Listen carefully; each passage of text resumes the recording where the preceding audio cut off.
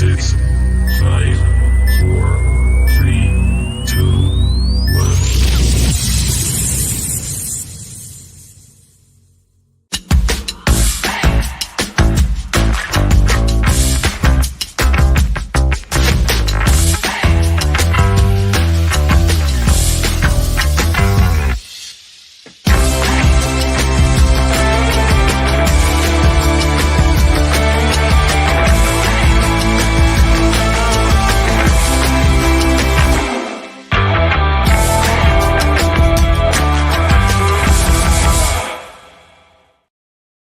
Good evening, everyone. Welcome back to Through Black and White Eyes. A bit of a different view for you from behind. I've spun the stuff around so you can see the back of the kitchen right next to the door because there's going to be a lot of hot air blowing tonight and the doors are open to try and cool me down.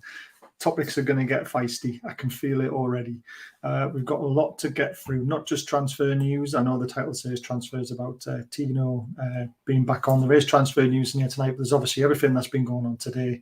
So we're going to try and cram it all in. I've got Lindsay and Gary waiting in the background. We've got some chatters in the chat. So, boom, memberships are open. We now have new membership levels and new content for you to enjoy. We have started a $4.99 membership, and it's for Newcastle Benfield fans, in particular, their content. You also get all the normal perks that everybody else gets at level 1, level 2, and level 3. But level 4 is being revamped.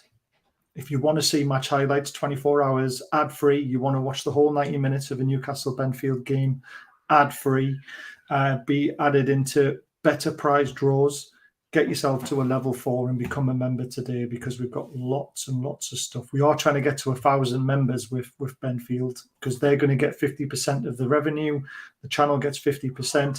And if we get to 1,000 members by Christmas, we will be giving away £1,000 to one lucky member who's at level 4.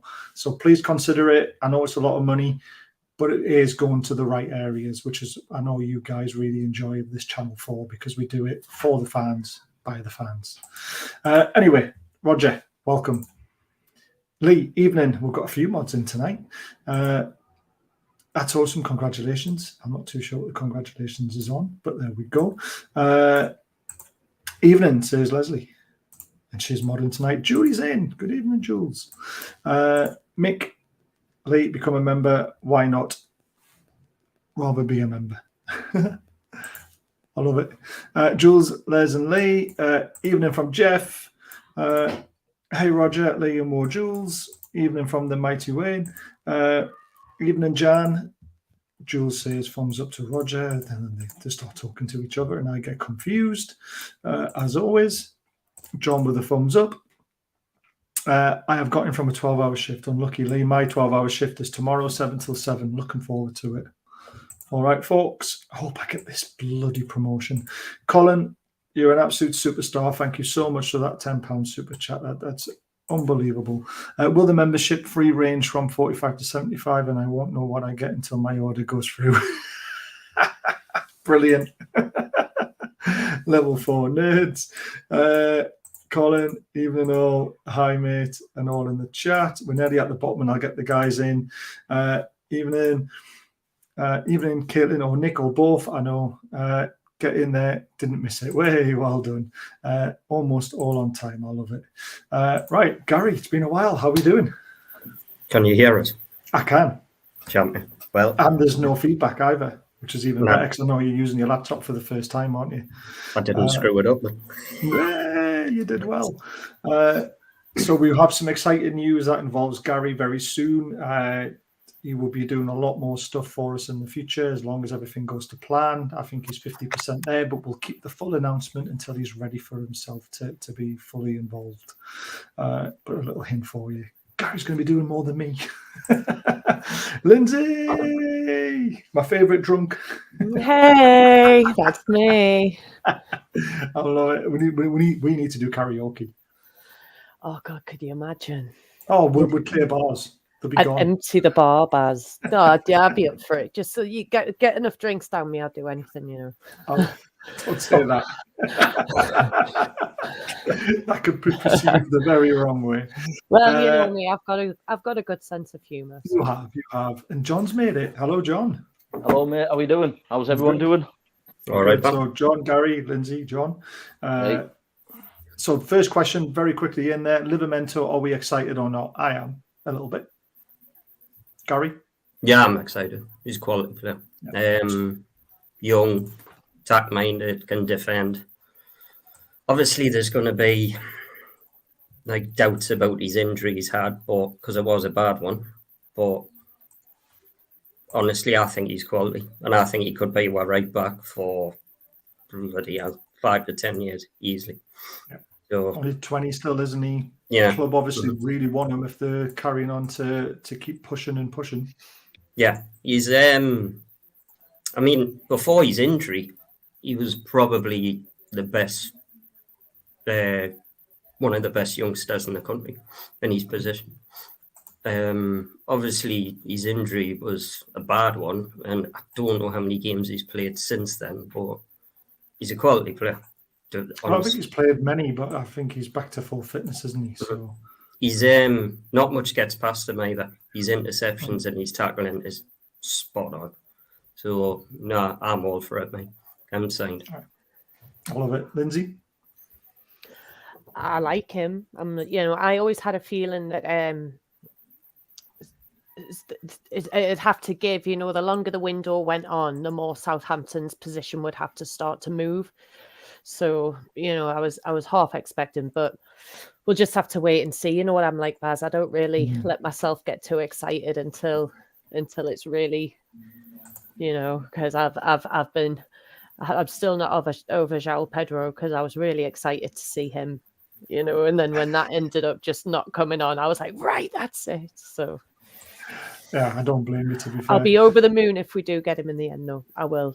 I think he's an exciting young player. There's a reason Chelsea put such a big sell-on clause. Sell-on clause, yeah. Sell on onto it, really. You don't do that if you don't think you're selling something special, Yeah, exactly. They were expecting to go to maybe 60, 70 million or something like that if he performed at Southampton, which he never really got the chance to do, did he? Sorry, I'm jumping in here, but I think if we're going to sign him, it has to be now because I think Chelsea have got a buyback clause in a year's time. Yeah, next year, yeah, they have. Yeah, so it has to be. If we're going to sign him, it has to be done this summer. Yeah. John, what about you? He's the future, isn't he? I think if we get him, Kieran Trippier's probably got about another 2 years max, 3 years max at that top level football. Yeah, exactly. He'd be the future, and I think that's what they're also trying to plan. I think they're trying to have this first 11 and have this future first 11 coming through. I love it. We'll get on to why we think Tino is going to happen. We haven't bought him yet, so there's no fee involved yet, but there's a reason why it got a little bit more exciting again. Before we go into the proper transfer chat, I just want to put this up because I'm so excited for this. I'm sure everyone knows the release date, but I thought I'd just remind you all. The 11th of August, 18th of August, 25th and the 1st of September. Newcastle United, one club, one city. I honestly can't wait for this. I wanted to binge it in one night and watch all four, but then someone kindly pointed out on Twitter and said, you better watch it because it'll just get ruined. So I was just like, yeah, you're right, which is a bit of a shame. Obviously, it is that sad day where it comes around every year and it hits me a little bit because I never got to meet him. But we all know how much of a great man Sir Bobby Robson is. And I always like to put this up because this is from Pep. Normally I put the Jose Mourinho one up, but Pep obviously played under Bobby, wanted to come to Newcastle and play under Bobby. There was a big story that he wanted to go with him, and Bobby kindly put him down in a nice way, saying that he wasn't good enough without saying he wasn't good enough at the time. So Bobby was an inspiration as a coach and as a man. It was a privilege to spend a year with him. It was a fantastic year. He was a very experienced trainer with clear ideas. He helped many people in his career and continues to help people now. Obviously, through Pep, he's obviously learned a lot from Bobby, and that does come across, doesn't it, Lindsay, with the way that he runs Man City? Yeah, with the man management and everything like that, you can tell Pep is connected to each and every. He takes the time to get to know his players. You know, I think the same could be said for Arteta as well. He's a good man manager, you know, in that sense as well. But with Pep, it does shine through, to be honest with you. So I do agree with everything he said there. Bobby is a miss. Oh, massively. Anyone got any Bobby Robson stories? Have you had a chance to meet him, Gary? I think I've mentioned this on the show before. I think you did. It was a while ago. I'll briefly go through it again. It was an away game, obviously, when Bobby was in charge. And the players came off the bus and all the fans were waiting for autographs. Bobby being Bobby started signing autographs. All the players went in because I think Bobby sent them in anyway to get ready for the game. And I think after about 5 minutes, the security guards come out and told Bobby he had to come in. And I was right next to it at the time, and Bobby went, "What?" And they went, you need it in for the press." And he went, "I'll come in when I'm ready." Like that. And they just instantly walked away, and Bobby went and signed every kid's autograph he possibly could. Nobody was telling Bobby Robson what to do. And special man, honestly. Massive. Definitely. Anything from you, John? I've never met him personally, but, you know, he's always been that hero. And if you look at all the teams of the great teams of Jose Mourinho, the great teams of Pep Guardiola, they all have his DNA. Exactly, without a shadow of a doubt. We are going to get to tickets, don't you worry. But it's going to be the second topic after this one. Obviously, this came around, and I remember it like it was yesterday. Alan Shearer joining the club for £15 million, a record signing. At the time, I was only 15. And I remember running out in the streets, celebrating it, knocking on all my mates' doors, saying, he signed, because I saw it on teletext. It shows you how far we've come with technology, doesn't it? But the question is, how much would he be worth in this day and age, Gary? If you're putting a value on Alan Shearer at his prime in 1996. I think I read somewhere that it would be close to 200 million in his prime. Ooh. I would have put 150 million, but I'm not going to argue about 200 million either. I think they're basing it on how much 15 million cost back then to how much it would cost now. Yeah. Personally, I'm with you. I would have him 150 to 175, something like that. Yeah, somewhere in that region. John, what value would you put on a prime Alan Shearer? Well, I think I read that same report that Gary's read, and it's 230 million. And it's 230 million minimum. That would be the starting price if I was a manager looking to sell Alan Shearer. That would be the starting price, because you know what you're getting. He can hit with the left, he can hit with the right, he can hit with the edge. You know, he's going to get you 30 goals a season minimum. Whether he's playing in a great team or he's playing in a poor team, those goals are coming. Yeah, without a shadow of a doubt. Here's a good one there. Sorry, Lindsay, for you first, how much do you think Alan Shearer's worth in his prime? In his prime, probably I'd say, if you're looking at Harry Kane now, they're talking about 130 million. I heard them mentioning earlier that Levy take. Is that even his prime? It's past it. Exactly. I'd probably say 150 million plus. Yeah, probably 200. Closing in on the 200, but I don't want to be the same as everyone else. So I don't. You never do, Ron. You never do. I mean, I'll even be wrong just for the sake of being different. Shearer was like a honestly legend quality of the game. He didn't obviously different type of players, but he didn't hit the heights of a Messi or a Ronaldo or something like that. But still, I mean, that's where I've got the price of 220, 230, 240 million, because obviously Mbappe, there was a bid for him last week at 269. So, which is ridiculous. But I'm going off basing it off what I think Messi would be worth in his prime right now. Yeah. And I've got Messi over 200 million. So that's what I'm basing mine on. Right, that works for me. Okay. There's a good question. What made you cry the most? Selling Andy Cole or buying Alan Shearer? Andy Cole made me angry rather than cry. Alan Shearer made me tears of joy. The Andy Cole kind of one settled down after we finished the season and we knew who we were getting in. Obviously signed Les Ferdinand, David Ginola, and was it Philippe Albert? Something along those lines. No, it wasn't Philly Warren Barton. It was Warren Barton. That's it. I Barton, remember there was that's the 3 people in the picture on the. Yeah, Barton, Ginola and Ferdinand. Yeah, that's it. So we knew that we had some very good players coming in, but at the time it killed our season because I think we finished 7th in the end, didn't we? 6th. Paul Kitson was up front for us for a bit. So yeah, that's what made me angry about it. George saying 100 crying about prices and with her. Yeah, exactly. Yeah, I mean, it was only what 7 million plus Keith Gillespie bucks back then. I mean, Keith Gillespie did really well for us, to be fair, though. He's a little imagination for you. Imagine if we had a little bit of power, we kept hold of Cole. That summer we went out and got Ferdinand, and the following summer went and got Shearer. Where could we be now?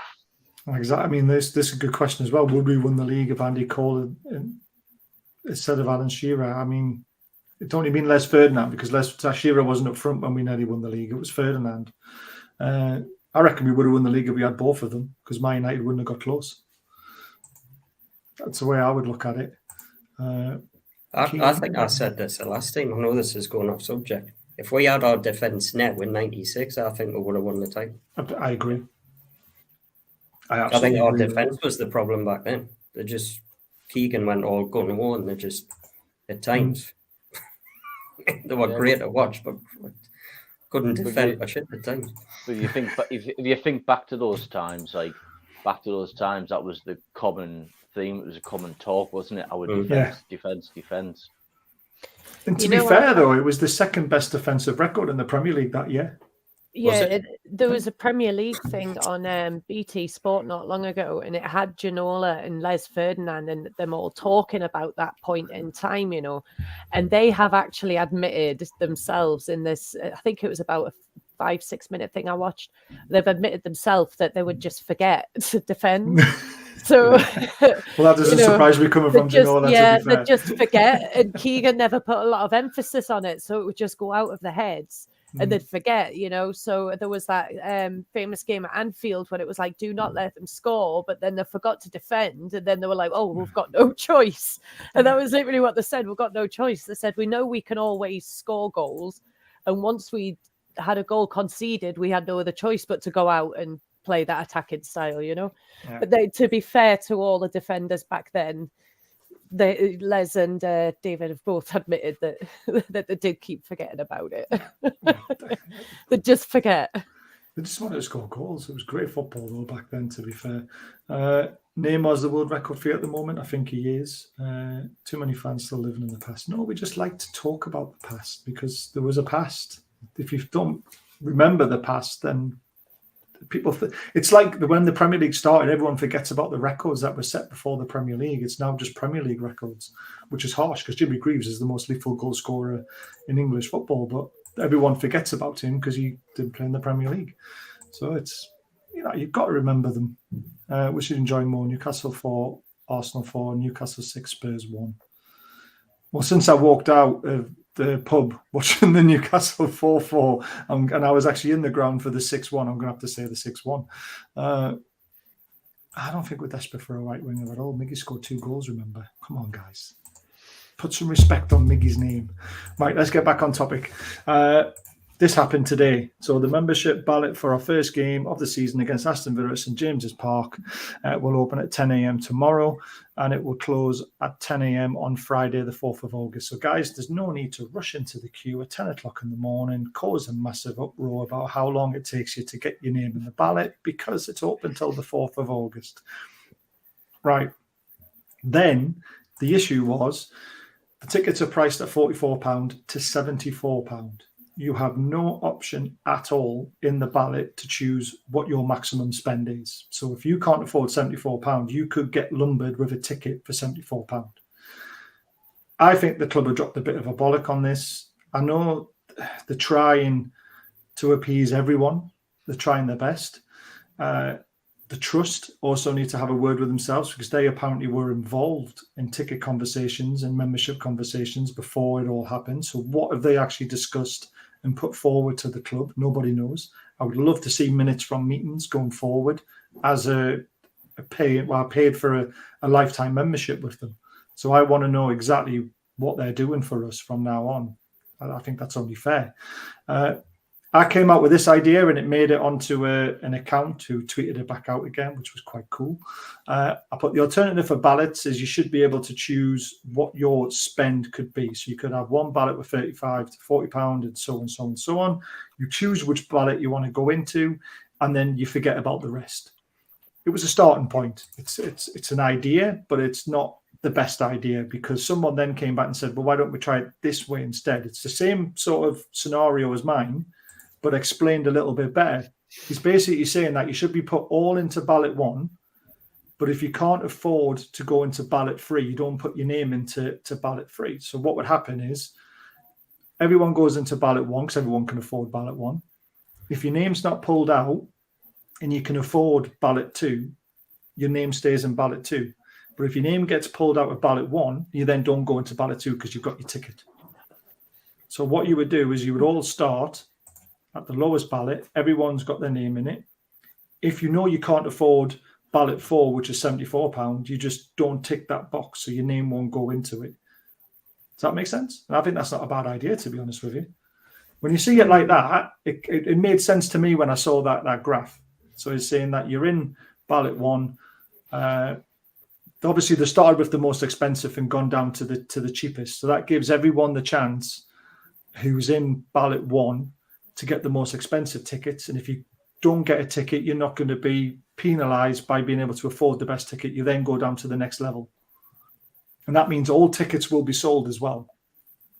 Because if you went from cheapest to most expensive, you might find that no one puts their name in the most expensive ballot, if that makes sense. Yeah, the only issue I see with that, though, Baz, is the people who can afford all 3 ballots are at a significant advantage to get a ticket every match day, like because they are in a 3 ballot process. So I don't think that would really work in that sense. But they'd only be in the next ballot if they don't get a ticket in the first ballot. So they're not going to have. Do you know what I mean? They're only getting one option in that. They're only getting one chance. The name is only once. But someone who can afford £74 shouldn't be discriminated against having the smaller amount taken away from them. Does that make sense? No, but that's what I mean. I agree with your first one where you select the ballot you want to go into. You get to select one ballot, because if everybody's piled into the first ballot, then the people who can afford all 3 are at an advantage because they're in that one. If they can't do that one, well, at least I'm in that one. And if I can't do that one, at least I'm in that one. Whereas the people who can't afford it, they get the one ballot chance and then that's it. Yeah. You know, I get that. That's why I went with my idea to start with. That's what I'm saying. I think choosing your category, you've got one entry, one entry per group or whatever, because you have people that are like family account joined up and things like that. So you enter yourselves into your chosen ballot with the price that you can afford, with what you're happy to pay, you know, and then you get your ticket, you do. If you don't, you don't. I mean, I think people were worried about with my way of doing it was that the £74 ballot would be empty because everyone would just try. And I don't believe it would be. Yeah, no, it wouldn't. That was their worry. So that's why this one came out. And I thought, that actually does make sense as well. It just depends on which is the fairest and which is the way that everyone can agree on.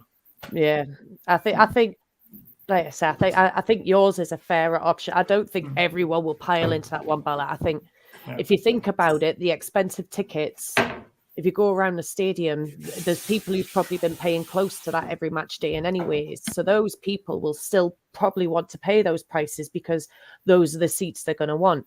So if they want to stay in that particular area, they're going to select the expensive seats because that's the area that they're used to sitting in and happy to go into. So I think people are underestimating who actually comes to the stadium on a match day sometimes, to be honest. I agree on I think they all think we're some peasants or something. You know what I mean? It's not the case. There's a lot of feedback on Twitter about that, saying, people won't pay that if they don't have to, if they've got the option. And I completely agree with you. No, because they had the option before. People had the option before and they still paid it. Exactly. So that's irrelevant for me. Yeah, I think a lot of people paid it because they knew they had to, because there were only seats left potentially. But I agree with you. I think all ballots would be full. So, but again, it's the fans who want a fairer system. There are 2 ways of doing it.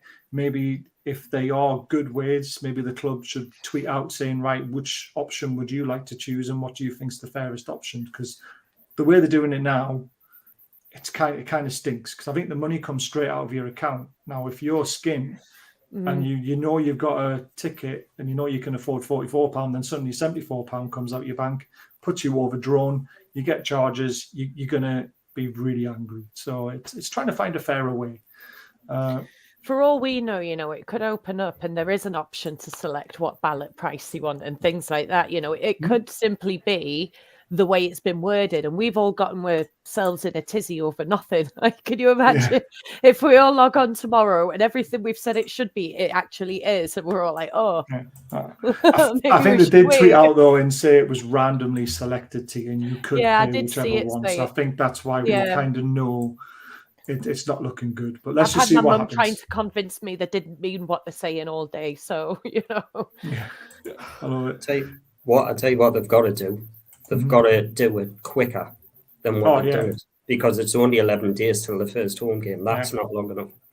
And just say, for example, somebody doesn't have £74, but they'll have it in 5 days' time. You know what I mean? There's issues like that as well. Man United, I think Man United, because Man United do this as well. I think they've cocked the memberships up in the first place. Man United do an option where you get a premium membership, you get a gold membership, you get a silver, and something like that. It's like a membership. So if you pay for an ultimate or a premium membership, I think it's about £65-70. Then I think you're in the ballot for £200 tickets or whatever it is, this, that, and the other, whatever they work it out. And I think that's how they do it. But we seem to have just sold £37 memberships and just basically threw everybody into the same hat. And that's incorrect, Jake. There's only 4,000 tickets left, or 3,000 tickets left, or something like that. They've sold they haven't sold level 7. Oh, have they not? Right, okay, Jake, fair enough. All the level 7 shut. I mean, they were quite cheap as well. Well, £30 for be honest, 2 games, I thought they were cheap. And then I saw the prices for Man City away, and it's the same price. And I thought, is it cheap? And I did think it was cheap a few weeks ago, but £30 a pop. Maybe it could have been 20. The more I think about it now. So it's like, to be honest, I think Twitter's exploded the day with it, hasn't it? Yeah. And certain accounts. Yeah, certain accounts as well. Yeah. The one thing I do know about our owners is our owners will be looking and they'll be listening, right? Ashley would have just shoved it under the carpet and went, "Oh, stop whinging, you moaning bastards," right? These won't. These will look and they'll do something about it, because, I mean, like you said, oh, here, you've got this ticket, it's going to be £74. You've got this ticket, it's going to be £44. Yeah. And what happens if somebody keeps getting the £74 ticket? Yeah. And before you know it, you're spending it's up to you. You can say no to it. But that's £148 a month, isn't it, for 2 tickets potentially? No. Or even more if there's a midweek game or something like that. So to reply to the mighty Wayne, it's got nothing to do with having to pay £74. £74 is probably the right price for the ticket where it is in the ground. The problem we've got is that there's people who have bought memberships were not aware the ballot was going to work this way, and that they were going to be forced to pay £74 if they're drawn in a £74 seat. We thought if they were drawn out of a ballot, they would have an option to pay £44, £54, what they can afford, and choose where they're going to sit. The ballot is forcing them into a seat that they can't afford. That's the difference. It's not that they don't want to pay the £74. They probably do, but they just probably can't afford it. I mean, we'll play Brighton. Brighton's the next home game, isn't it, after Villa? So Brighton. Not Liverpool. Liverpool. That's it. Yeah. Brighton's away. Yeah. Maybe, I mean, even now, just start it now. Start this thing for the Liverpool game. But I don't think it's this hard. Send an email saying you've been nominated for the £74 ticket. Do you want it? Yes or no? Yeah. Right? Don't take it out somebody's bank straight away. Yeah, I agree. Just yes or no, do you want it? No, goes back into a ballot for the next day, because apparently the ballot runs for 4 days. Yeah. So it's like there's loads of ways around it, but it's got its flaws and it needs looking at. Definitely. And that brings me on, you mentioned a point there, is a tweet Here it is. Is this always going to be so close to the games? What's the point in selling international memberships? Do you think I can get time off work, flights, hotels booked within 1 week's notice? No chance. Exactly. I mean, John, that person's right, aren't they? Yeah, 1,000,000%. It's. I mean, you're talking about. I know I've just said that. 11 days till we play Villa, and you've got till Friday to do it. So that means it's just over a week. They haven't given people nowhere near enough time, and they should. The one for Liverpool should be out now, and I think they should be doing this 3 to 4 weeks in advance to get everything sorted. Easy, so people can book arrangements and time off work, because a week's nowhere near long enough, or just over a week. It's exactly. I'll tell you what, they've got. I'd love to know who is running this and whose idea it is. And I know it's basic common sense, isn't it? Like, if you need to book a holiday off work, what's the bare minimum amount of time each of you are asked to give to work? You've got a week. Oh, you're quite lucky, because when I was I know that was. Doesn't mean I'm getting it. Doesn't mean I'm getting it though. I've got to wait 4 days to get it authorized. Sometimes we were made to book it. Book up whatever we wanted, like in advance, even if we knew what we wanted or not. I've had jobs where they're like, no, you need to put your dates in, you need to do it now. And when I was managing pubs, you had to give a month's notice. When you were a team member, when you were in management and managing it yourself, don't even get me started or try to get your holidays in, like a week is not long. If you use basic common sense for most working places, a week's notice isn't long enough. Not way. John, what's your thoughts on it? What do you think about my options? And obviously, again, I mean, the pricing's not a problem to me. If you want to play it, the price is £74 a ticket for that area in the ground. I mean, £44 for a standard ticket is the right price for me now, because of how successful we are on the pitch. I don't mind that. But if someone said to me, do you want to pay £74 for a posher seat? I said, no, I'd rather sit in the other area because it's a bit cheaper and I can afford it. There's a couple of ways you can look at it.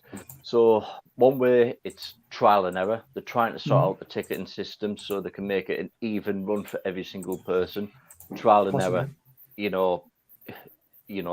All major companies do it. It'll just let's see if this works. It doesn't, right, let's try it this way.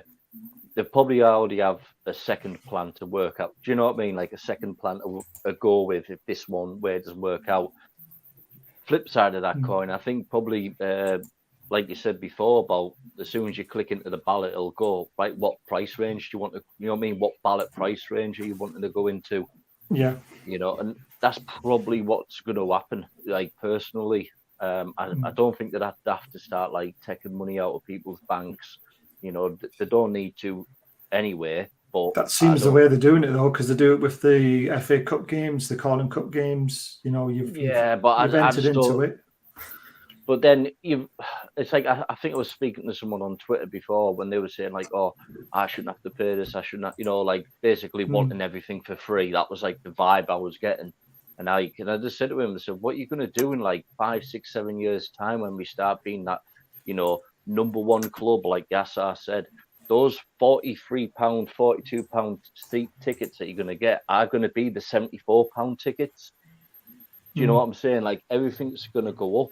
And, that's just, you just got to get used to it. And I think people just need to wait and see tomorrow morning when the ballot actually opens and see actually what it says.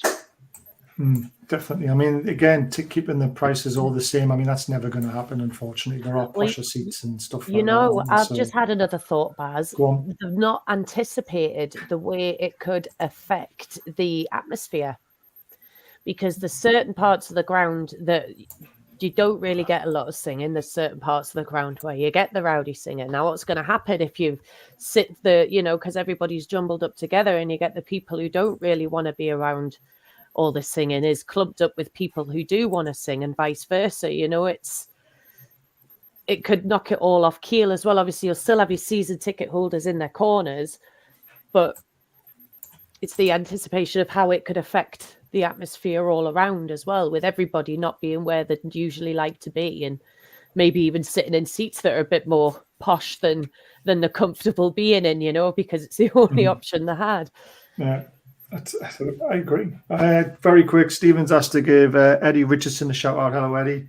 Thank you for supporting the channel. Really appreciate it. Glad you enjoy the stuff. And actually, that's weird, people talking about me, but there you go. I suppose I do it all the time on Twitter, don't I, Lindsay? We all know what that's like. But thank you so much, Eddie. I really appreciate it. Spot on, John. My season ticket senior ES up a tier only went up 30 to 700. Yeah, I mean, it was a 3% price increase, wasn't it? So I mean, that's not bad at all for season tickets. Keep going up. Yeah, I mean, again, and you have to expect that the more successful we get, the more your ticket prices are going to go up. I just wish we went the way the Germans do it. You know, they've got it all right. The problem we've got, a lot of people say that these prices aren't going to affect our FFP that much. They are, because we are trying to catch up with Man United, Chelsea, Man City. Man City are offering Champions League tickets for £15 in the group stages because they can afford to, because their FFP is, you know, it's like a dot compared to our FFP. That's how far away it is. So, yeah, we've got to be clever, but we've also still got to remember the fans in the area. You know, money isn't exactly, we aren't rich with it, are we, at the moment? So it's a hard balancing act. I do feel sorry for the club. They are trying the best, but this one, it just doesn't seem right. There's a better way of doing it. Follow London Twitter, now singing sort of, yeah. Does it really matter where you sit? It does if you can't afford to sit in that area, Doug. This is what we're trying to say to you. For me to buy a £74 ticket, then train tickets on top, then the money for the day out, you're talking £130, £150 for the day. If I'd got a £40 ticket with my train in the day, it'll be £100. It's a massive difference. It really is. Can somebody clarify this one? No.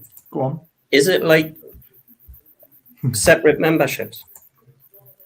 In what way? So, like, say, has your kid got to have a membership? Yeah.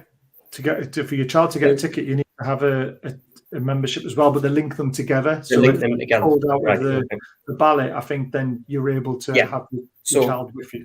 So just say you've got two kids and yourself and whatever, then all of a sudden over like £200 comes out your bank because you've got £74 in tickets. I think child tickets are cheaper though, aren't they? It'll still be it'll still be expensive. £74 ticket will be about 44 quid or something like that for a kid, something like that. Mm-hmm. So I mean, they can't win. It's going to be difficult for them. But that's it. That's the tickets. That's the uproar. That's how I would fix it personally. The ballot. Either you go on. Sorry, go on, John. Just one more. Just like, you know, I know there's a lot of uproar. There's a lot of people, you know, a little bit frustrated. You're going to be. But what I don't like seeing is these accounts that are on Twitter calling the owners scum. Do you know what I mean? Like saying it's a scum move. It says this. That's like, you know, come on. It's like I said before. It's trial and error. You know, let them make a mistake. They're allowed to. They haven't made one in like the last like 2.5 years, so they're allowed to make, you know, a tiny little one. You know, but calling them out and saying it's disgusting and it's this and it's X, Y, Z, like just, you know, pack it in, man. It's not on. It's like, I mean, yeah, John's right. It's like, I mean, does everybody want Bruno to sign a new contract? Wow. Right. So you're going to have to, you know what I mean? It's like, this is what happens. If you want to watch Bruno season in, season out, the prices are going to go up.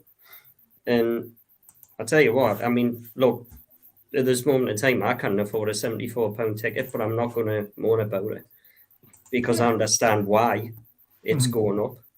But do I want to see Bruno on the pitch? Yeah. I watched Des Hamilton and RM knackers for years. And you know what it is? It's just like, that's just what happens. I knew the prices were going to go up at some point. And they'll just be, it's like you said before, it's trial and error, isn't it? It's like, you've got to try something. If it doesn't work, then change it. But there's a way to get the club to change it. I think what John's saying is that there's no point in going on Twitter and start calling them exactly. shit, because look at what they've done for our football club. It's not right. You know, I understand prices some people don't understand any other language than just abuse and name calling, to be honest with you. You're not allowed to make the tiniest mistake. You're not allowed to mispronounce anything. You're not allowed to do anything, nothing. Yeah. You know, it's not Completely agree. allowed because they're the picture of perfection. Everyone who comes on and says anything, including everyone that said anything about the club, you know, it is what it is. Anyone with common sense knows why it's happening. I was surprised that the membership wasn't more expensive than it was. I thought that was going to be more this season. Yeah, it went up a little bit, didn't it? But not as Yeah, much but as I not thought. by much, really, because I'm sure it was about £36 something last season. It was 34. Was it? Oh, I can't remember. It's all a big blur, but I thought it was going to be more. I thought we'd be looking at maybe closer to the £40 mark, to be honest. And I definitely thought we would have seen an increase in our ticket prices last season, but we didn't. Yeah. You know, so fair's fair. Do you know what I mean? They kept us at the same prices all of last season, you know, and they've done nothing but improve their training facilities. They've improved the stadium. They've spent money on the players, you know.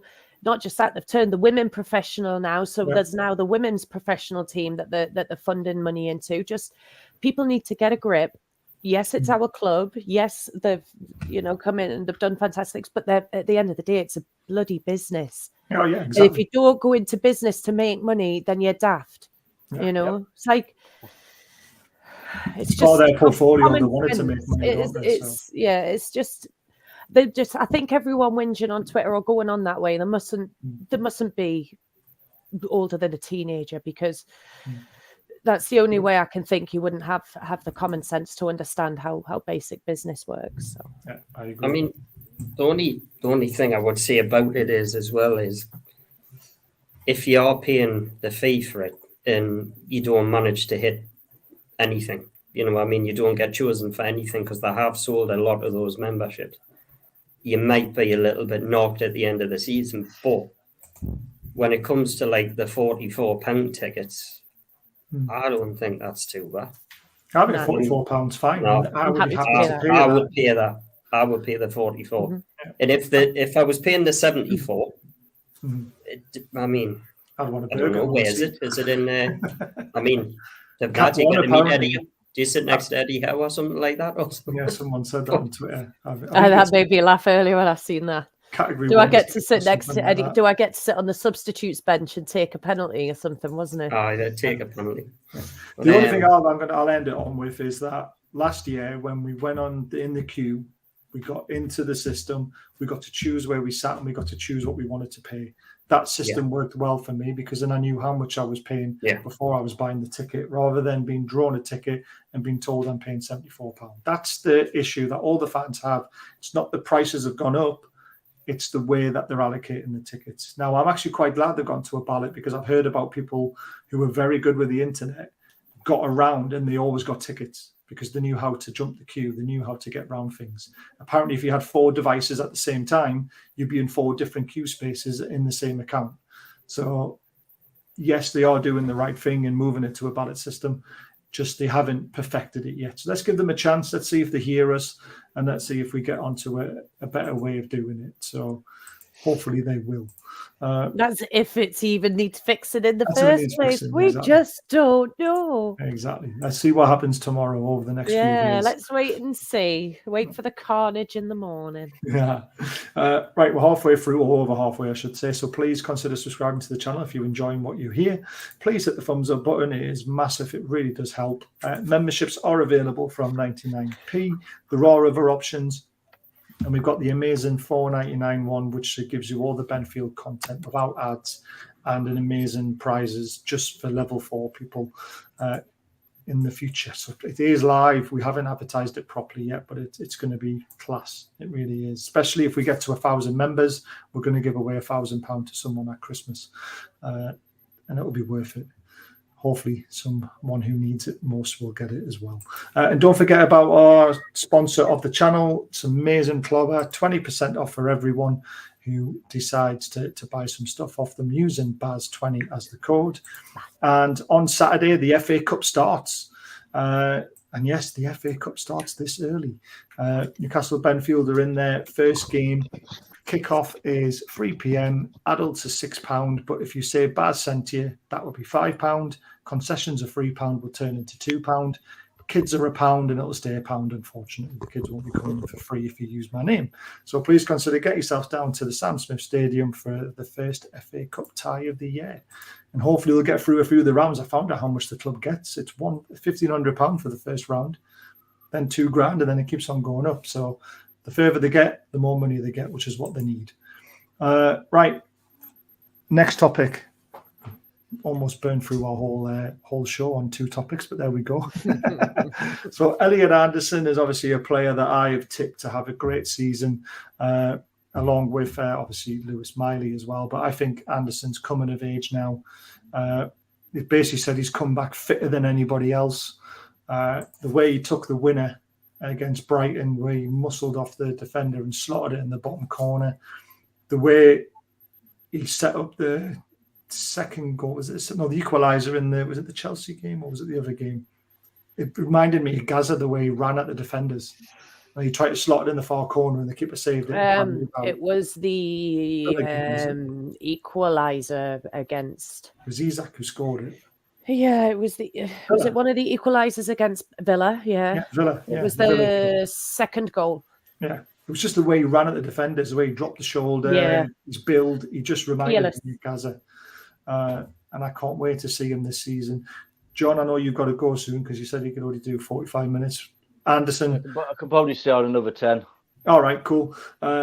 What do you think lies ahead for Anderson this season? I think just bleed him into the team. Don't put too much hope on him. Don't think he's the next this, he's the next that, he's the next. I've just said he's the next Gaza. You should have told me that before I started talking. No. He's the next Elliot Anderson. Yes. And that's what he is.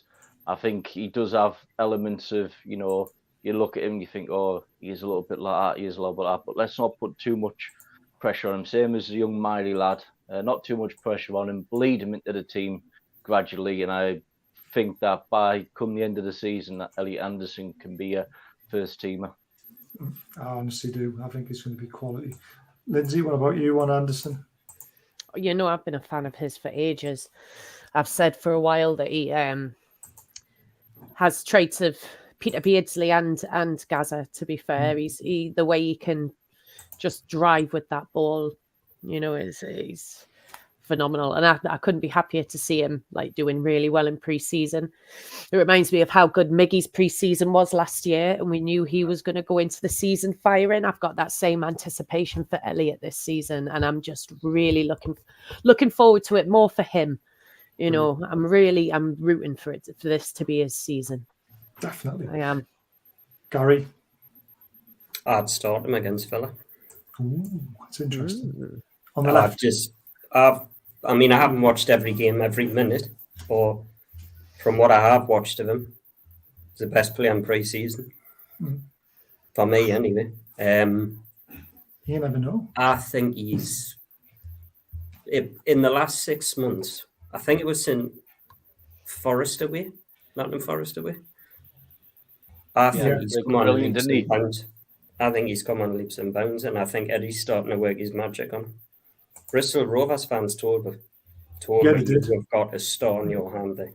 Yeah. And we were just going, League Two. They told me, and we've seen glimpses, but he's now starting to show what he is. He's powerful, he's strong, he's got pace. And he can put the ball in the back of the net. Can. And you know what it is? I'd put him in there. I see the traits, Gaza Beardsley. Put him in, if he keeps going the way he is, the way he's looking, put him in the Lampard, Gerrard mode. Because that's what he could be. A goal scorer on a regular basis. And I like that. He's finished. His first goal as well against Brighton, where he muscled the player off, strength to get the ball. Yeah. And you can't teach that. You know what I mean? That's just determination, isn't it? Yeah, it's determination. And I just think I've had me ups and downs with him over the last couple of years, but the last 6 months, Eddie's worked his magic for me. I'd start against Villa. I think he deserves it. I think with Elliot, you know what they could do? They could play him on the left of that midfield three, have Bruno and Tonali. Flicking back and forth from the 6 and the 8, because majority. What are you doing with Joe Linton though? impact player. No, but I'm just saying if, Oh, I he's in know. that mid, It's just it's a great headache to have, though, isn't it? Yeah, As soon as if you I said just start saying if he's in, Anderson, because if he's in that midfield three, majority of Premier League managers are all their minds are going to be thinking of is Bruno and Tonali, yeah, and they'll forget all about Anderson, and he's just going to have that free roam to be that little animal that he is, and just like Gary said, I think he could come, and I believe this will be his season where more pundits will be talking about Elliot Anderson. I hope so. Right, next one. So Lewis Hall is likely to leave Chelsea on loan this summer from the Toon Army account on Twitter. His name has been branded around a lot, Gary. I don't know a lot about him. I know he's a Geordie. He obviously he played against us in the last game of the season. He did all right. But everyone seems to be singing his praises. I think he's quality. Yeah. I've watched Chelsea. I've mentioned him a couple of times. The only thing I didn't know was I didn't know he was a Newcastle fan and his whole family were. But I watched Chelsea a few times last season. In the game at Man United, I think it was Man United where they got stuffed. He was the only player that turned up. And going forward, he can defend. The only problem is the loan. I didn't want him on loan. I want to buy him. That's loan to buy, maybe. Well, I don't think Chelsea want to get rid of him. I think that's No. the problem. I think they know what they've got on their hands, and I think they Yeah. just want to keep him. I don't think Chelsea will sell it to us. No, Yeah. I think he's quality. Honestly, I do. I think he is quality. Yeah, what it is, get the Saudis to put a bid in and then go and buy him from them in a couple of years' time. It's like, you know what it is? Can you imagine? I think this is their plan, if they can do it. I think they want Livramento on the right in 3 years' time. They want Lewis Hall on the left. That's your fullbacks. Them two will be your fullbacks for the next 5 to 10 years if they can pull it up. Honestly, Botman as well. Yeah, and Lewis Hall's a quality player. Plus, he's a Geordie. Yeah, exactly. I don't know if you watched the show last time around when we did our inside scoop. I did a little video, and this man was in the video, and now everyone's talking about him again. Sanzilio. Again, John, and I know everyone says that he's on the hit list again. Would you like to see him, John, at Newcastle?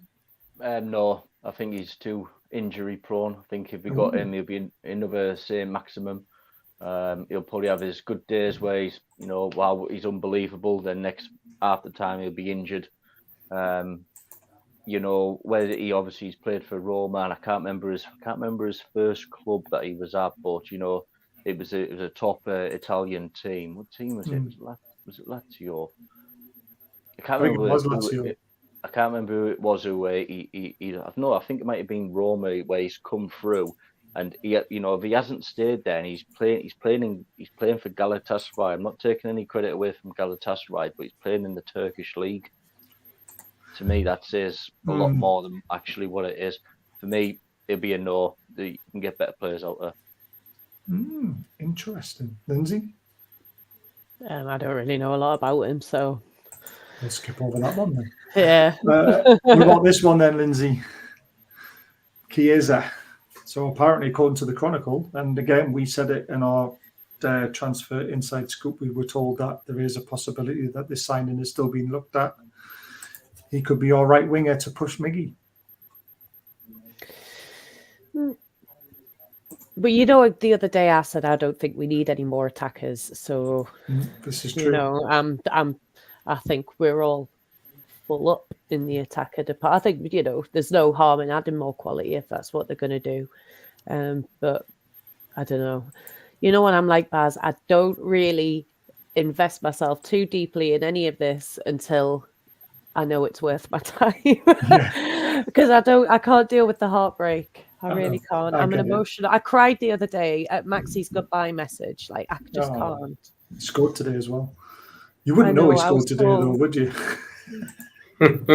Everywhere. I'd take Cheese in a heartbeat. Yeah. If he was coming through tonight, it'd be like, yeah, done. Give him what he wants. Get him in. He's a quality player. He led Italy to the Euro 2020 final, and then they went and won it.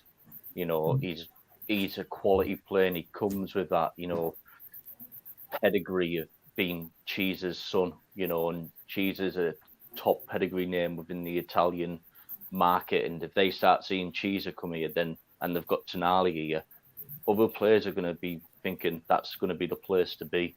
And you have Cheese up front with a Gordon on the right, and I'd put Cheese on the left because that's his natural position.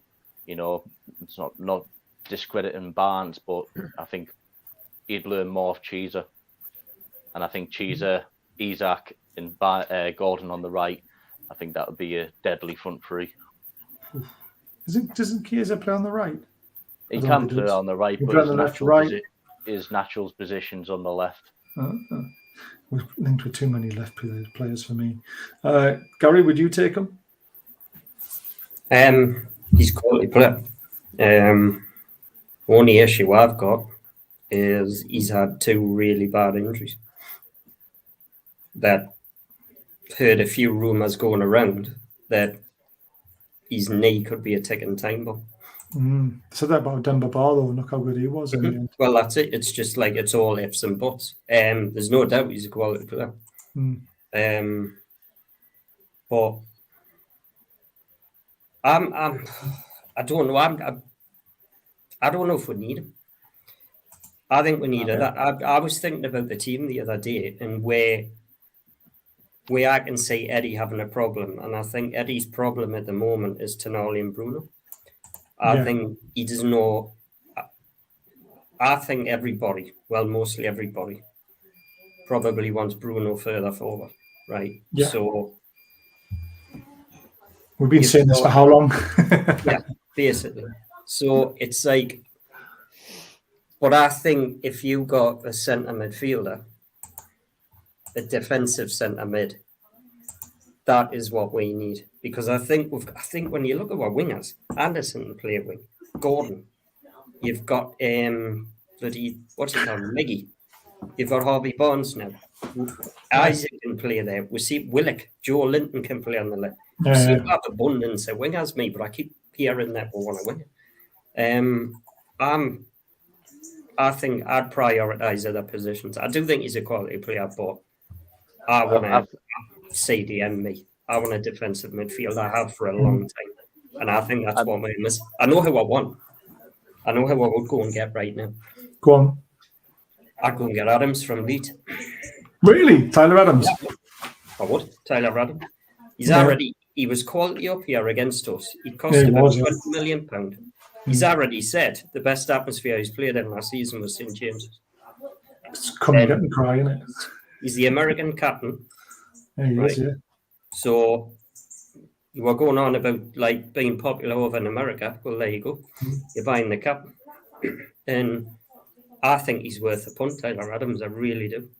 And Leeds fell off. When he got injured last season, Leeds just dropped like a stone when he got injured. And I think it's just a priority position forward. That's why Chiesa, I would take him, but I don't think it's what we need right now. I think that, I agree with Gary. I think I'd go and get a CDM straight away. Well, probably need a left back, a CDM. They're the 2 main priority signings that I'd be like that. They need to come through the door next. And then, I'd go and get Chiesa straight away because Miggy and Murphy are not the future, and they're not going to take this club forward. And people sort of need to realise that. And it's same with other few players in this team. People like the Fabian Schär's, they're not going to take this club forward. Miggy's not taking the club forward. Would you trust Miggy in a Champions League final to put that final goal in to go and win it? And he's playing, and the ball's on his right. No. As soon as you said on his right, I was just like, well, okay, fair enough. Do you know what I mean? But a Federico Chiesa, who's, I'm not saying we're going to get Champions League final, but these are the type of players that the Saudis are going to be looking for. Players who can eventually, I completely agree. But we've got to think about the right now. We're not going to get to the Champions League final as much as I would love to see it happen. You never know. You never know. I can say that. You never know. But we'll come back in a year's time, go with Champions League winners. I would love it. Imagine, my mate said that to me the other day, and he's like, he's not a Newcastle fan, and he said, imagine if your first trophy ends up being the Champions League. Yeah. Like I said before, I said the fucking smirk on my face would be unbelievable. There'd be non-stop banter getting thrown about here, there, and everywhere. There you go. Could you imagine? It would be unbelievable. Very quick one. Just wanted to show this because this is what I talked about a few shows ago about how Newcastle can actually extend on that side where those houses are and still allow natural light to come through, and that's what it would look like. I couldn't describe it, and then I finally found a picture on Twitter that shows you how it is actually possible. So yes, the light will be blocking the houses on match day because that'll be full, but when it's not match days, the light will be allowed to go through the perspex, and that is how we can get away with the housing association, all this listed building crap saying, well, we'll let the natural light come through even though the stand's there. And that looks amazing to me. It doesn't look right as it doesn't complete the whole ground, but for me that's a great alternative to get more seats in the ground. I love it. Just thought I'd show that because I did talk about that last week and I just couldn't describe it properly. Other talking points today are obviously about outgoings. The likes of Fraser, Hayden, Hendrick, they've all been told to find clubs. The problem is the wages that they were offered under Mike Ashley are way higher than what anyone in the Championship or other clubs are going to pay. We're kind of stuck with them at the moment. It's a bit of a knackered situation, to be honest with you. And this is why we'll get back to the very start of the conversation we had at the start of the show. It was about Tino. We apparently put some interest in Max Aarons. And as soon as we did that, Southampton went, hold on a minute, we'll sign Max Aarons and you can have Tino. So this is why we're getting a little bit excited by it, because I think we will sign Livramento, Tino, if Max Aarons moves to Southampton. Could you see that happening, John? Yeah, 100%. I think Livramento is probably up there with those when they're looking at priority lists. I reckon he's probably up there.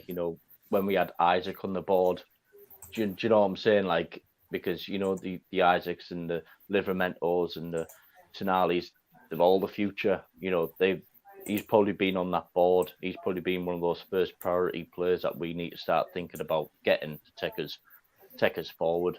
And, if he doesn't get re-injured, so to speak, then he's going to be that right back who's going to be there for 10 years. Yeah, I agree. Gary? Yeah, I can see it happening. The only problem was that story come from TalkSport.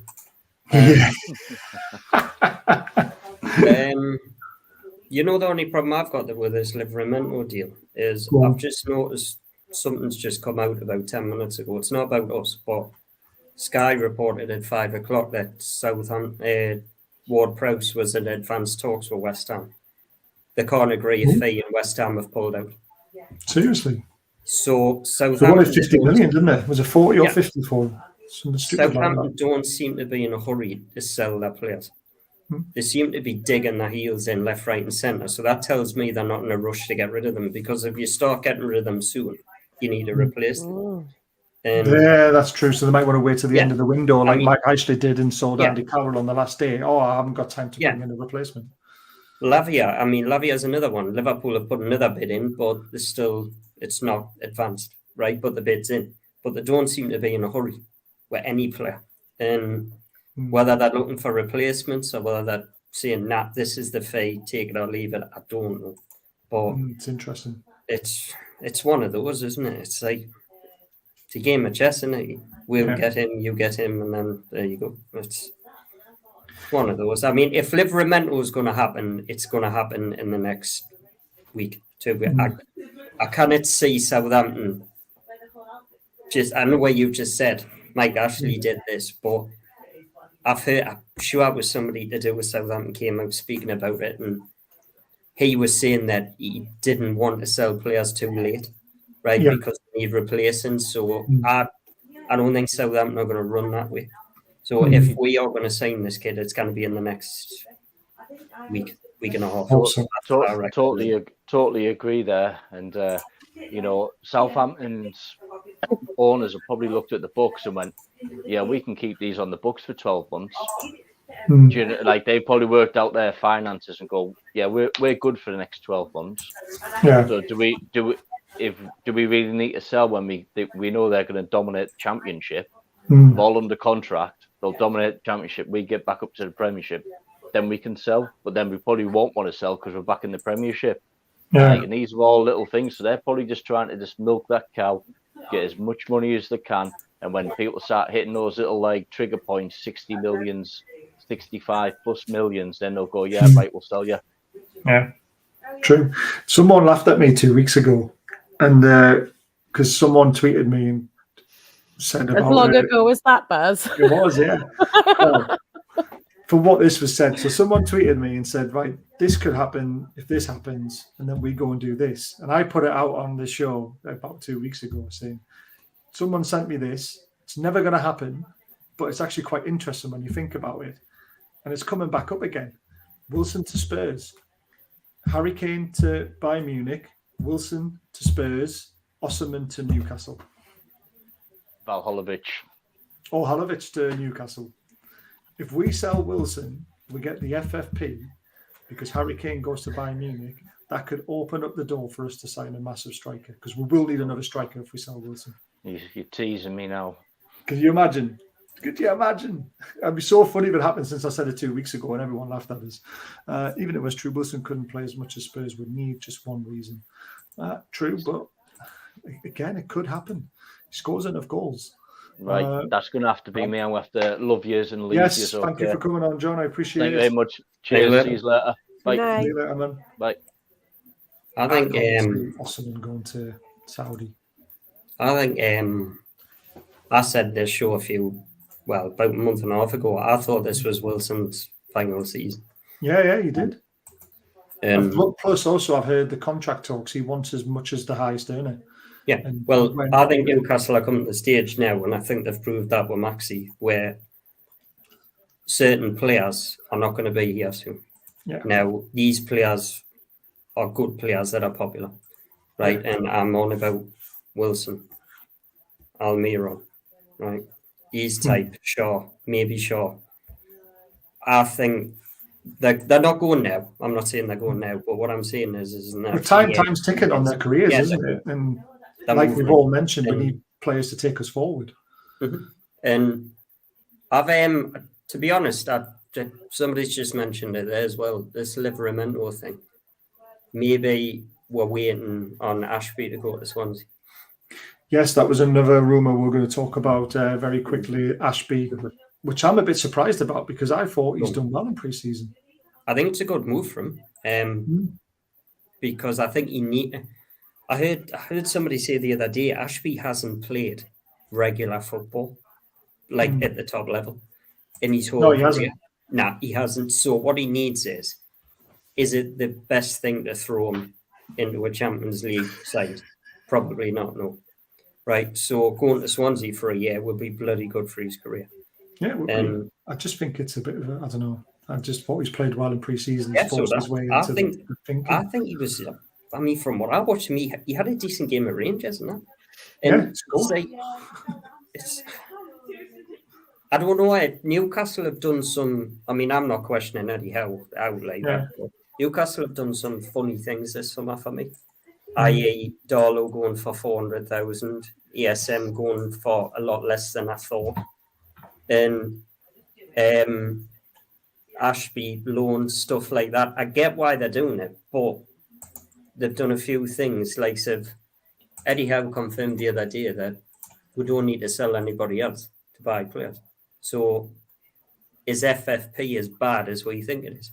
Because I think it is. I think it is wages-wise. Oh, wages-wise. Value-wise, it's not. And I think possibly the hold-up for Bruno's contract is they've promised Bruno a pay rise. And they can't give him it at the moment. Yes, it's going to have to be. It can't be now. And I think they've promised him. And unless they can give him a bumper bonus or something that can be put onto another year's FFP or something like that. Yeah. And I think, I mean, this is in the future, but at some point Newcastle are going to sell somebody for a lot of money. And this is going to be the thing where we go to the next level. That's Yeah. going to be the trigger because it has to happen. The best clubs do it. Man United, Chelsea, Arsenal, you name it, they sell somebody for a lot of money. They sell a few of them. And that's where we're lagging behind for me, is we haven't got them. That's why I was surprised at St. Maximum going for what he did. And it's kind of like a nice hush-hush sort of deal. I think there's lots of add-ons onto that. yeah, there must be something because Fabinho's just went for £40 million. Exactly. Yeah, quality player. But how old is he now? 32? 30, something like that. 30, something like that. 32, 33. I think. So it's like I It think does we're going stink a bit, doesn't it? yeah, but that's the onus. That's clearly. I didn't worry about that. We'll sort that out in a year's time. We'll go and buy you that bloke from Napoli. You know what it is? That's what that is. And I'm not on about Osman either. I'm on about the other one. I'm not even pronouncing his name. But that's what that is. Yeah, I agree. Welcome to the channel, Dan. I hope you enjoyed. If you got to any of the games, we're going to have John, an American fan who went to most of the games, back on tomorrow night, Wednesday night at 8 p.m. So tune in for that because that'll be a good laugh. I wouldn't be really sad to see Callum go. I wouldn't be sad to see him go. I'd say thank you for what he's done, but as long as there was a big replacement coming in for Need him, a replacement. Like. Yeah, you can't get rid of Callum Wilson's goals and not replace him. Exactly. Absolutely not. 100%. Dan says, I honestly think that the Bruno stuff has been blown out of proportion. English is not his first language. Doubt doesn't translate as exact as people are taking it. Yeah, I mean, let's talk about Bruno very quickly. Lindsay, are you worried about him not signing a contract? I'm not. I'm really not. I'm worried about him leaving in the future. Yes, because if Real Madrid come knocking, there's a chance our owners could look at the FFP side of things and say, right, Bruno now needs to go because it'll fund 5 new players rather than keeping 1. That's what I'm worried about. But I don't think that'll be at least another 3 years in the making anyway. I was going to say, I mean, he's still got a few years left on his deal now. And to be honest with you, I'm not worried at all. But English isn't Bruno's first language. And as well as he's learned words like bastard and other things like that, you know, he's got his English down. But he will mispronounce things. And honestly, the way I read it, the way you read it, to be honest, with the translation, it doesn't even read it doesn't even read properly, really. So I honestly think he might have even meant to say that's still in discussion or something, because he said it's still in doubt, you know, but no one knew it was in doubt in the first place. I think it was something along them lines, but I just think it's a mispronunciation or a misquote or something like that. How easy it is. Look at when Maxi talked to that French magazine or that article going on about having quality on the end of his pass, and everyone started jumping down his throat about it without the full context of it, really, because it had been translated from French into English. So the translation sounded harsher than it was. Yeah, I'd just like to give everyone love, Dan. I've just seen your name for the first time tonight. Fabinho's only 29, apparently, which is still 40 million for 29-year-olds. A lot of money, though. Bruno's contracted for another 3 years. He is, but I'm sure he was promised a pay rise if things went well, and this is what we've got to watch out for. Yes, he did. You wouldn't know if it wasn't for Twitter that Maxi scored on his debut. For me, it's about the team and not the names playing for us. If it moves us forward, I'm all for it. There we go. There was no issue with Bruno. There's not. I mean, it even says in most of the stuff we've got no major issues with Bruno's contract extension. However, we do know PSG asked for Bruno this season and we said no. Also, Barcelona have been sniffing around Bruno, and you're going to get that with the best players one of the best players in the world, where I think Bruno will be. But Liam from our channel knows his stuff, and there is nothing wrong with the contract. So let's just keep it cool. A couple of other youth signings that we're looking to make, which is really exciting. And this is why I want to just point out very quickly what I said last time. Our owners wouldn't be in it for the long haul if they weren't improving every single standard of level of football we have in this football club. And this is why it excites me, because Dan Ashworth came in to improve the pathway for the youngsters to progress through the club into the first team, like Lewis Miley, giving them a pathway. And Mike from Brighton came on our channel. He comes on our channel quite a lot. He's a lovely guy. He knows his stuff. And he said, you will see players you have never heard of come through the ranks and then suddenly be amazing first-team players, just like what's happening with Brighton now. McAllister, no one knew who he was until he started playing for Brighton. Caicedo, nobody knew who he was. Trossard, no one knew who he was. And look where he's ended up. So this is what excites me the most. So players like this, 16-year-old Leo, is that Shaha, does that pronounce it? Pictured on the right from Wolves, lifting a trophy with England. Talented right back who will join in the under 18s. He's 16, but he's gone straight into the under 18s team. You've also got Sam Albi, signed for Newcastle. He's a left-footed box-to-box midfielder and will link up to Newcastle's youth setup and the under 15s and 16s levels. These are the signings, Gary, that really excite me, because in 5 years' time, we're going to have so much talent, and if they don't make it, they'll be sold on, and FFP is. This is how you get around FFP as well. I think this is the most impressive thing the owners have done since they came in. I saw an Arsenal fan tweet out about 4 days ago how worried he was about Newcastle in the future because of the talent they're buying. Yeah. And Kowal's on loan again. You've got Yakuba Menta, who's at Feyenoord. Alex Murphy had a cracking pre-season tournament over in America. He's another one, centre back, left back. And the lad I've mentioned 80,000 times in the last year, Lewis Maid. And our youth system right now suddenly has went from absolute garbage to suddenly, we could have some talent coming through, and they're going to continue to do this. Yeah. You're going to wake up one day and there's going to be another one. Sign this kid, sign that kid. And like you said, not all of them will come through. But what will happen is they'll be sold for 10, 15, 20 million, won't they? Mm-hmm. But I can guarantee the difference is one of these kids will be a star. At least one of them will be a star. There's a good question. Lindsay, I'll let you answer that. Would you take Ollie Watkins if he was available? Oh, yeah. Would you? Yeah, I think. I'm on the fence for him. No, you see, I quite like him. I did feel, because I felt for him under Steven Gerrard. Like he started to shine with Gerrard then, but all of a sudden he lost it. It was about the time Steven Gerrard lost the dressing room, But since Emery's been with him, I think he's fantastic. Him and Jacob Ramsey, I think, is really good as well. Oh, yeah, I do like Jacob Ramsey. Yeah, the only thing that like puts me off with Watkins is he goes on a run, then he goes missing. Then he goes on a run, then he goes missing. That's what worries me. And for Villa, they could be knocking on the door for top 5 next season quite easily. But if Watkins gets injured, they've got nobody else to come in as well. So Villa would never sell him. It's true. What I like about Watkins, though, is he will literally chase down any ball. He will chase it down with every ounce of his might, even if he doesn't think he's going to make it. Until it crosses that white line, he will not stop chasing it. And I like that. I do like that about him. Never say die attitude from him.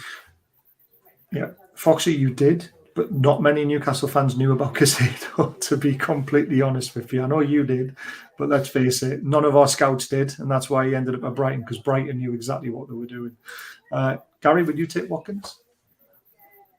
I would have a year ago. Mm-hmm. I know that sounds strange because he's just had a quality season, right? Yeah. But probably been cheaper though. Don't know if we're just going a bit. We need to go bigger. It's like, could I see him as Callum Wilson's replacement? No. Mind, I think Lindsay's spot on there when she's going on about his work rate. Yeah. That's Eddie Howe to a T, isn't it? Yeah, so you can guarantee that Eddie Howe would have, So I agree with that. I mean, let's see how he does this season, because he had a good season last season. Let's see. No injuries. Let's see if he can do it, because that's what you need. You need to be able to keep up that intensity all the time. You've got to keep going. The one thing we know is, right, we know Callum Wilson will score double figures next season. We know that, yes, right? Definitely. Because he's a goal scorer. Will Watkins do the same? I don't know. Right? He might blast 20, he might hit 8. I've got no idea at the moment. So he's had a great season last season, but just see how he does this season. If he does the same as last season, then yeah. maybe there's a player. Interesting, very interesting. Just want to try and find out the Benfield score, see if they're winning yet. Oh, Jesus Christ, they're getting beat 4-0. Oh, God, the highlights is going to be drastic, isn't it? It's like, oh, God. I don't want to do the highlights for that now. The David Kelly factor, yeah, definitely. And I'm ready to make a 30 million bid for signing Galatasaray midfield. There you go. I told you. I think this is agent talk, mate. It could be. Yeah, I cannot see Newcastle wasting their money on him. I cannot. Yeah. I did say yesterday, though, I do have a feeling an incoming's going to arrive soon with all the movement of, wages coming off the bill and that. So I do have this inkling that there's just this feeling, that we're just going to wake up and all of a sudden it's going to be boom, boom, boom, boom, boom, and we're going to have signed someone absolutely out of the blue that we didn't even, it'll all be done with Tino or something like that. But I just feel like it's going to go boom, boom, boom, boom, boom. Mm. I think we'll get 2 more. I really do. Three at most. Yeah. I think 2 buy and a loan, maybe. I think one of them could potentially be on whether Lascelles goes or not, but I think they need cover for sure. I do. Shaw's already had an injury in pre-season. Don't know how bad it is or anything like that, but I think they need some. Do you know what I think Newcastle's problem next season is? And I think they could be exploited by it, especially in the Champions League. I think they're going to lack pace at the back. Yeah. Then what players are older than they were last year. I'm not saying they're going to fall on their legs or stuff like that. But what I'm saying is like, yeah, Botman's a quick player, but he's not the quickest defender in the world. Shaw's certainly not the quickest defender in the world. Trippier's getting older. Burns not the quickest. So Target's not the quickest. I think we need a pacey centre back. Yeah. And somebody like that Taribo kid. We need somebody with pace. And I tell you what, I think it's just as important to get a right centre back as a left back. Honestly. I mean, maybe Livermento's going to play left back because he's done it before. Hasn't done it before. I think so. But yeah, he did it. I think he did it for Chelsea a few times. So maybe that's why he's coming in. Trippier can play left back as well. But removing Trippier, going up the right wing with Miggy and everything if you do that. So yeah, exactly. I've not heard the Selves is leaving, to be completely honest with you. To be honest with you, I don't think he's that bad at cover, but he's not Champions League quality. I think that's the problem. One of those things. The point with Tino is he kills 2 birds with 1 stone. Yes, he does. And leaves in the cups, proper flukes. Right, we're nearly finished, so hit that subscribe button, guys. If you've enjoyed the show, please hit the thumbs up. It really does help, I promise you. Membership link is at the top of the channel. We've got some amazing options in there, so please check them out if you can afford to. 99p is the cheapest option, and it really does help. Don't forget about our sponsor, Dire Crow. Will be giving away a shirt again this month. Not too sure what the date will be, but I'll tweet it out and I'll put it in the community on YouTube, and anyone who wants to buy one, 20% off. They're amazing t-shirts, I promise you. I've got the Nick Pope the Wall one, which is brilliant. And don't forget, Newcastle Benfield are back at home in the FA Cup on Saturday, 3 p.m. kickoff. Let's hope they have a better performance than tonight. But if you say Baz sent you, you'll get £1 off, and kids are still £1 though. Right, the last little bit of information we were sent. So here we go. So Mancu and Hayden going to Celta Vigo on a free, joining Rafa. Hendrik told to find a club. We may pay his contract up and get rid. Been talking to Salzburg centre-back Umar. Very interesting. Ashby Phillips, a young defender from Blackburn, we're looking at as well. So that gets us more youth players. Sean Longstaff, Shaw, Willick are all getting treatment for muscle injuries, hamstrings at the moment. It's probably why we haven't seen them a lot through the summer series. Willick's been to see a specialist and is going through rehab. Should be back next weekend to test it out. Fingers crossed, because we want to see the best Willick on the pitch again.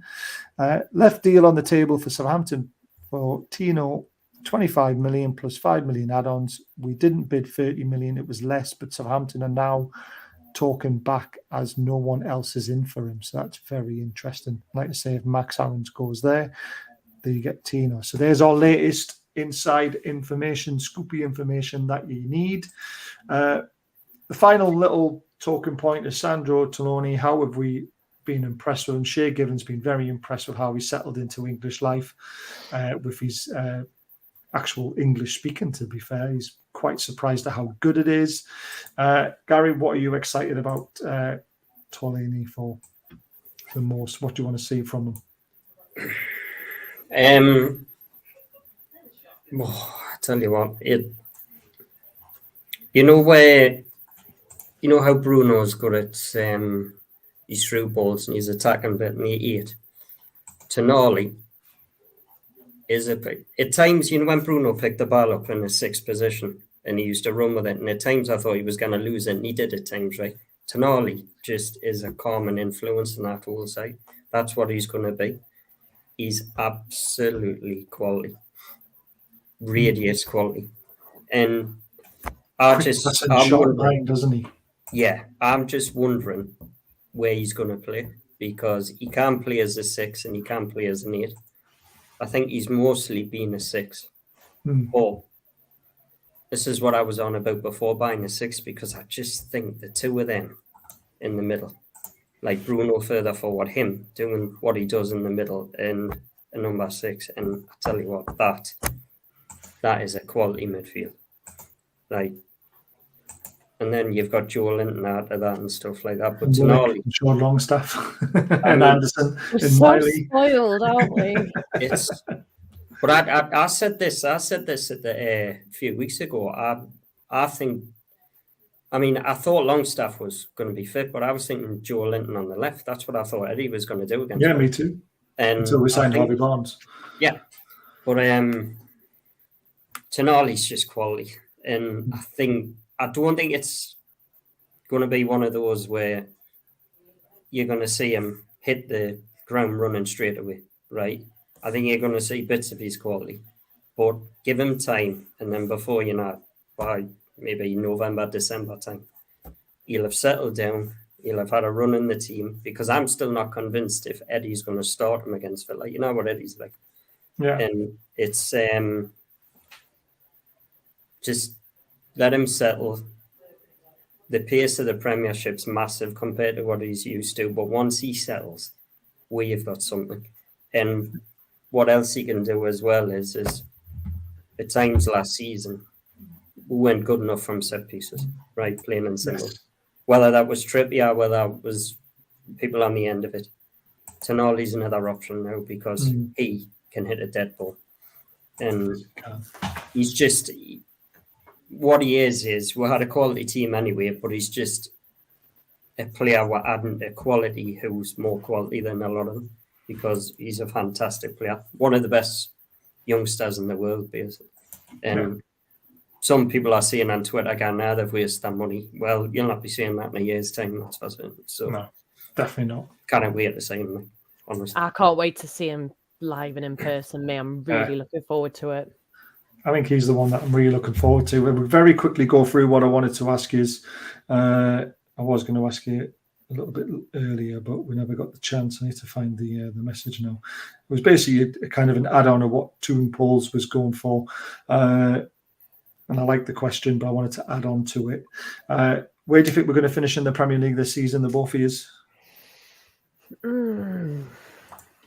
I don't know. I can't say exactly where, but I would have to finish within the top 6. I'd love to say top 4 again, but we shouldn't have even managed to do what we did last season, to be honest with you. They overachieved. But I think come the end of the window, I'll have my proper guesstimation. I think let's have a look and see what other players have got to go out, what other players we're bringing in, and then I'll make my mind up. Love it. Gary? So it's subject to change. It is. Yeah, I'm the same as Lindsay. I think it depends what happens by the end of the window, but I've got with 6th at the minute. Yeah, I think top 6. I think the others have strengthened, and I think Chelsea are going to get better, right? There's no doubt. I've got them to win the FA Cup this year. And Villa are going to be a lot better this season. Definitely. Man United are going to be Man United. Liverpool are not going to be as crap as they were last season, even though I think they've got stuff to do. I think Man City and Arsenal are going to be miles ahead of the rest. So that's why I've got with. I think I'm not frightened of Tottenham at all. No, definitely not. Push them to one side for me. So it's like, I think we're going to be competing with Chelsea and Villa. Yeah. So that's why I've got with 6th. So, but I think it depends who we buy.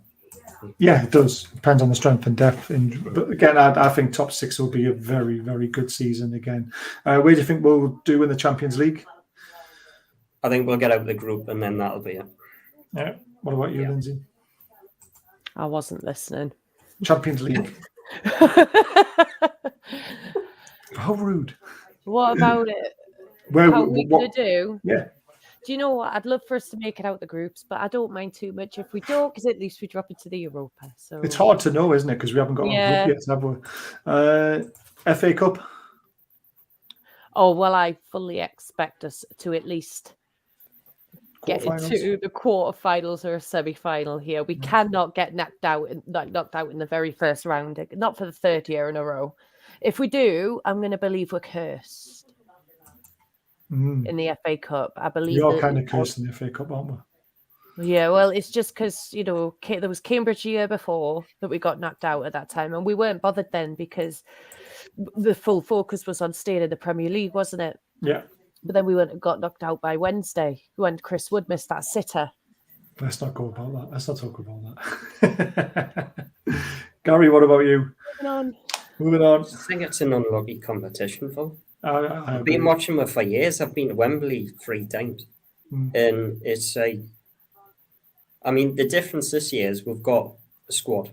Well, a better squad anyway. So, like, sort of, for cup games, we're going to have people like Murphy coming in. And it depends who we get drawn in the 3rd round, Miley isn't it? It is a lot of luck. But if you were to put your neck on the line, I would say quarterfinals. Do you know what it is? We'll probably draw Man City away. I'll go in 4th round. I love it. Probably will. Carabao Cup this year. Are we going to go for it again, Lindsay? I think they'll go for it again because I think it's the one where they'll think that's the one, because everybody else, like so the big teams, are going to play that second squad. Yeah. It is going to happen. Man United are back in the Champions League. They're going to play their second string. Yeah, but we're in the Champions League as well, so we might do the same thing. Yeah, but I think target though, because the first cup, it's how Man City started, and I think the first cup's the most important. So we just need to go hell for leather for every single cup competition we're in. To be honest, I mean, and the league, it just needs to be 100 miles an hour all year. I mean, you've got to remember. I mean, like, so how long will we be in the Champions League? I know you're going to, like, it's 3rd, isn't it? If you finish 3rd, I think so. Yeah, so it just depends how far we'll go in the Champions League as well, because come January, that's when the FA Cup's on. But it's just an unlucky competition for what I was asking. No, I agree. We always get shitty draws, and then when we get a decent one, we get beat off the buggers in the 3rd. Just honestly, it's the one competition for years upon years, I've thought we were going to win every frigging time. No. So this year, I'm just going to go, we're going in the 4th round. We might win the bugger now. So it's like, can you imagine if that is the first one we win after all those years of curse? Yeah. It was always the one I thought. Yeah, me too. 2 more. Who's going to be top goal scorer this year, Gary? From our team. Yeah. Isak. Ooh, Lindsay.